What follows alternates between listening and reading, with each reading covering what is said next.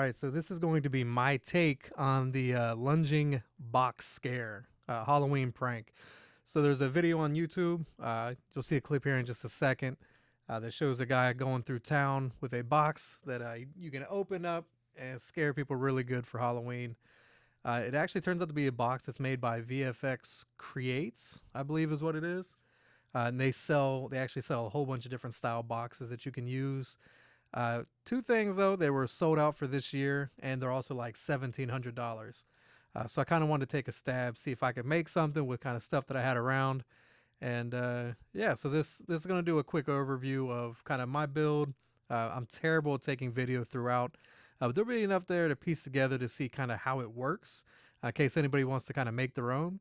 And also see a couple of the reactions. We had tons and tons of reactions. We had a lot more. But you really need like a dedicated camera person. We did it with our kids while trick-or-treating and didn't want to take too much attention away from them.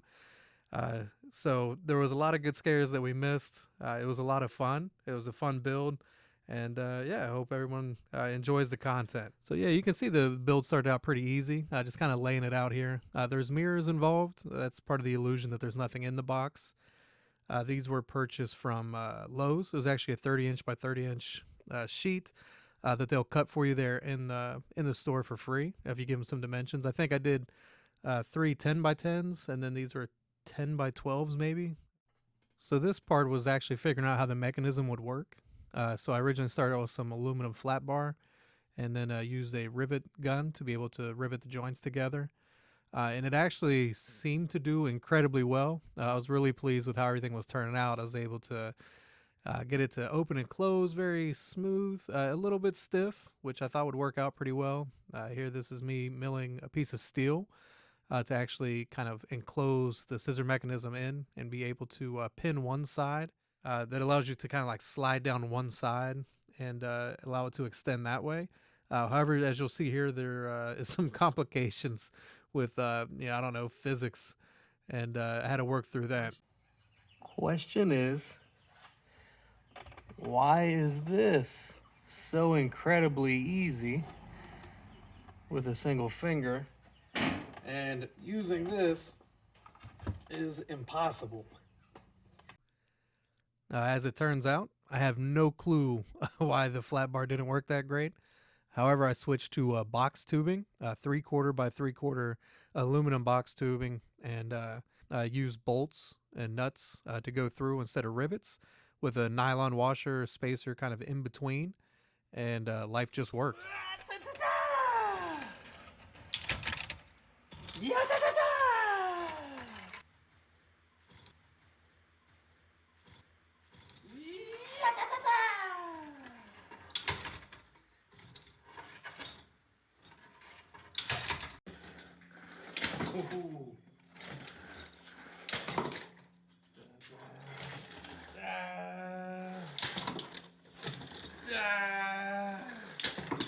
What do you think? How's it look? Looks good. Pretty cool, thank you. So this part of the build was really just kind of like finalizing the box. We put some burlap sack down. My son helped me do a lot of like the blood splatter and the staining. We had some red stain like from some project a while back, and we're able to use that, and it actually did really good. And the nice thing with these projects is there's like no way to do it wrong. The worse it looks, the better it looks. The worse the finish, the better the end result is. So it was a fun project to work together on. For the lighting, I was going to use NeoPixels. Ended up just going with some cheap Walmart puck lights, and they actually worked really well.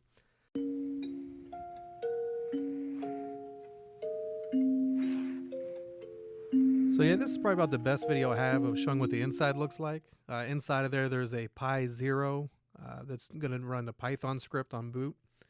They're pretty much just looking at some GPIO pins to know what button was pressed. You could play some songs, you could play a couple different scare sounds, and one to just clear audio to make it quiet. There is also an Adafruit speaker bonnet on top of the Pi that allowed me to go easily to a speaker. There's a pretty large speaker that I ended up putting in my hoodie pocket. Around the house we had a headphone jack to composite adapter. So I actually just used some composite cables, snipped off the ends of the red and the white leads, and wire them directly to the hat, and audio sounded great. You could make it as loud or as quiet as you needed, and audio was absolutely no issue. There was also a USB power bank, and that powered the blacklight 5-volt LEDs to kind of give it a kind of a cool look whenever you opened it up.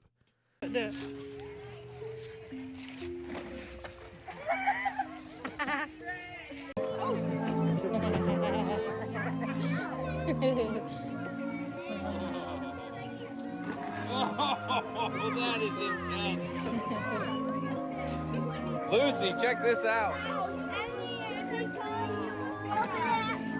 Oh, that is awesome.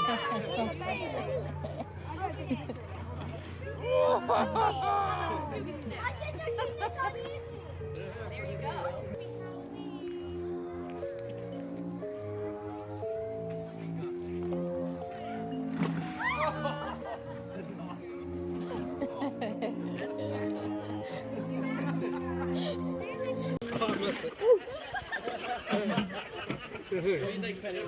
That's awesome.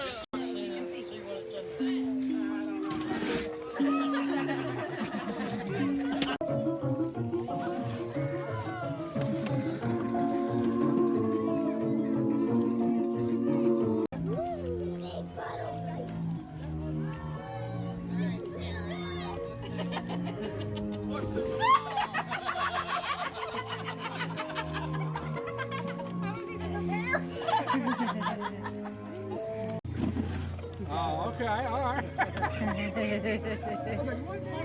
Can my kids see that real quick? Anna, come here and let him show you what's in this box. Look at this cat. Thank you.